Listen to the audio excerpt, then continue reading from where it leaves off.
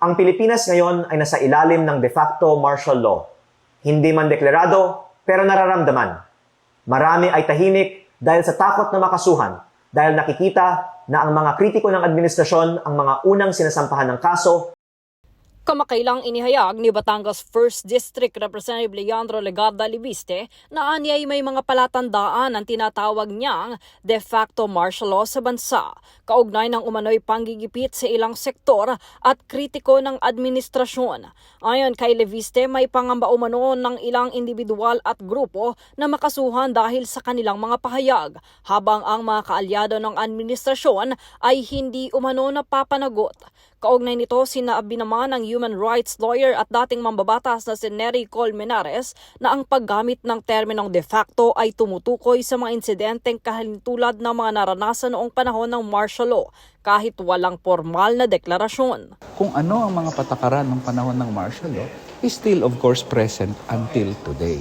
And whether you term it as a de facto martial law or not, the issue is, Mr. President, please stop the extrajudicial killings. Please order the stop of disappearances. Ihinto muna itong patakaran na kung saan may repression sa any form of dissent. And of course, yung issue ng corruption, which is the issue of impeachment. So, para sa akin, it doesn't matter what you call it.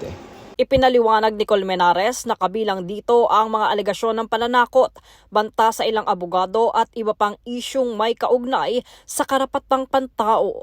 Binigyan din niya na ang Pangulo ay may tungkulin at kapangyarihan sa pagpapanatili ng kaayusan at pagtiyak ng proteksyon sa karapatan ng mamamayan. Nananawagan si Colmenares na itigil ang anumang uri ng karahasan at pananakot.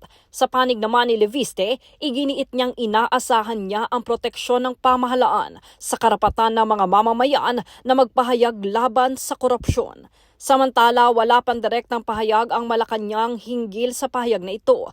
Gayunman, nauna nang sinabi ni Executive Secretary Lucas Bersamin na walang kaugnay sa martial law o pagpapalawig ng termino ng Pangulo ang Executive Order No. 81 na nagre-reorganisa sa National Security Council.